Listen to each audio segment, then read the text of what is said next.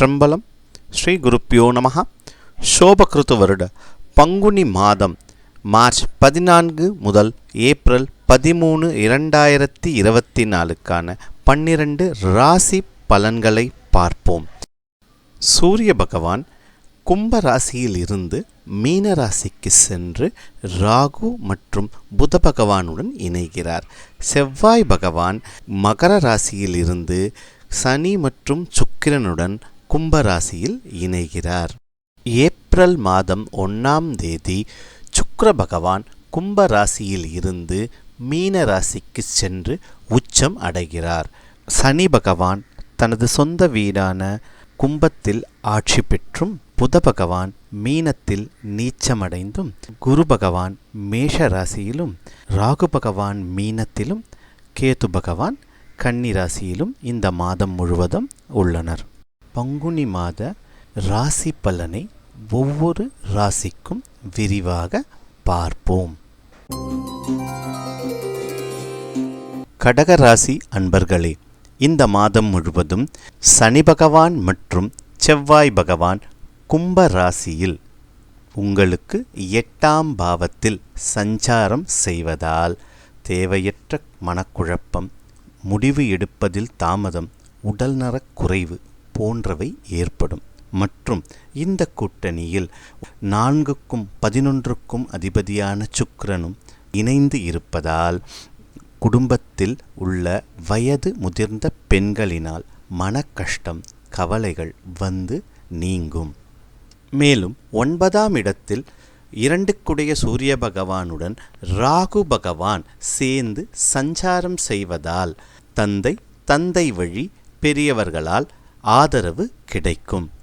சுக்கிர பகவான் பங்குனி மாதம் 19ஆம் தேதிக்கு பிறகு, ஏப்ரல் மாதம் 1ஆம் தேதிக்கு பிறகு 8ஆம் வீட்டிலிருந்து 9ஆம் வீடான மீன ராசிக்கு சென்று உச்சமடைகிறார்.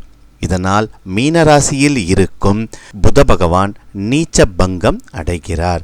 எனவே ஏப்ரல் 1ற்கு பிறகு குடும்பம் மற்றும் வேலை விஷயங்களில் ஏற்றம் மற்றும் தேவையான மாற்றங்கள் ஏற்படும். உங்களுக்கு 10ஆம் வீடான மேஷத்தில் இருக்கும் குரு பகவானின் பார்வையானது உங்களது 2, 4, 6ஆம் வீடுகளில் விழுவதால் பணப்புழக்கம் அதிகரிக்கும், குடும்பத்தில் ஒற்றுமை ஓங்கும், மருத்துவ செலவுகள் குறையும் மற்றும் வீட்டை பழுது பார்க்கும் எண்ணம் மேலோங்கும். 3ஆம் பாவமான கன்னி ராசியில் கேது பகவான் இருப்பதால் தெய்வ நம்பிக்கை அதிகரிக்கும். மூத்தோர் சொல் கேட்டு நடப்பது சுகம் தரும். இந்த மாதம் முழுவதும் சூரிய வழிபாடு செய்வது உங்கள் குடும்பத்திற்கு நன்மை பயக்கும். மற்றும் வெள்ளிக்கிழமைகளில் மகாலட்சுமி வழிபாடு முன்னேற்றத்தை தரும். மொத்தத்தில் இந்த மாதம் உடல் நலனில் அக்கறையும் மற்றும் பொறுமை நிதானத்தை கடைபிடிக்க வேண்டிய மாதமாகும். எனவே இந்த மாதம் கடமையை செய், பலனை எதிர்பார்க்காதே. சிம்ம ராசி அன்பர்களே, உங்கள் ராசிநாதன் சூரிய பகவான் இந்த மாதம் முழுவதும் 8ஆம் பாவமான மீன ராசியில் சஞ்சரிக்கிறார்.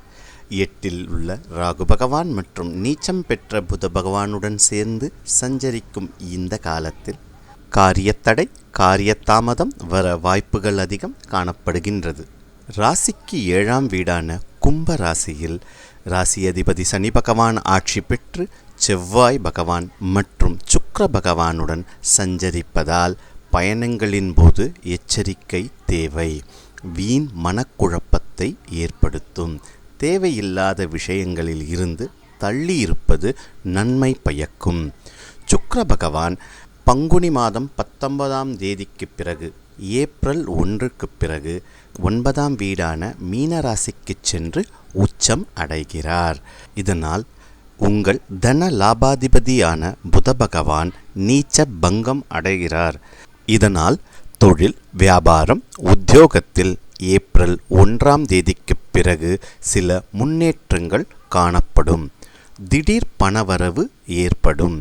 2ஆம் இடத்தில் கன்னி ராசியில் கேத்து பகவான் இருப்பதால் பணத்தேவை அதிகரிக்கும் மற்றும் பேச்சில் கவனம் மிக அவசியம். அனாவசியமான தேவையற்ற பேச்சை குறைத்து கொள்வது குடும்பத்தில் நன்மை பயக்கும்.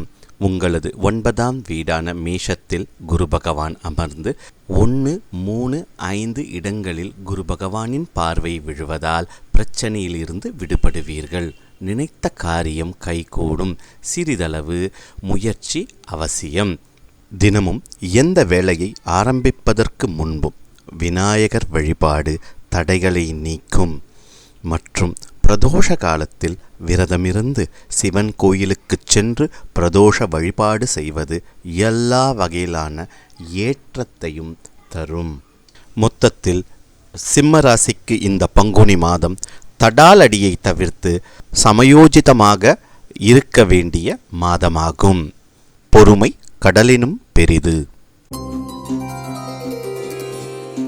கன்னிராசி அன்பர்களே, இந்த பங்குனி மாதம் முழுவதும் உங்கள் ராசிநாதன் புத பகவான் 7ஆம் வீடான மீனராசியில் நீச்சம் அடைகிறார் மற்றும் சூரிய பகவான் ராகு பகவானுடன் சேர்ந்து சஞ்சரிக்கிறார்.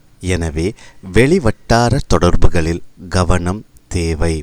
ராசியிலேயே கேத்து பகவான் சஞ்சரிப்பதால் அனைத்து விஷயங்களிலும் ஒருவித சலிப்பு ஏற்படும்.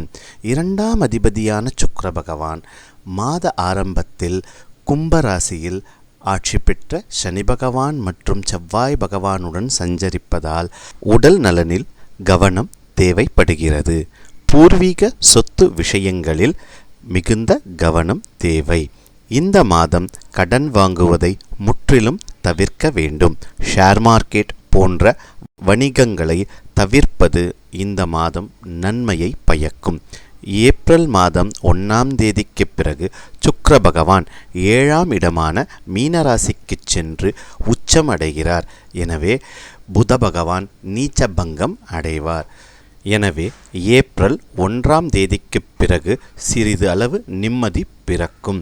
குடும்பத்தில் நல் இணக்கம் உருவாகும். செலவுகளை முடிந்தவரை குறைத்து கொள்வது நன்மை பயக்கும். இந்த மாதம் குலதெய்வ வழிபாடு ஏற்றத்தை தரும். ஏகாதசி தினங்களில் விரதமிருந்து மகாலட்சுமி மற்றும் மகாவிஷ்ணுவை வழிபடுவது எல்லா வகையிலான சிக்கலிலிருந்து நன்மையை ஏற்படுத்தி தரும். மொத்தத்தில் கன்னிராசிக்கு இந்த பங்குனி மாதம் அனைத்து விஷயங்களிலும் ஒரு வகை சலிப்பு ஏற்பட்டாலும் சந்தோஷம் குறையாத மாதமாக அமையும்.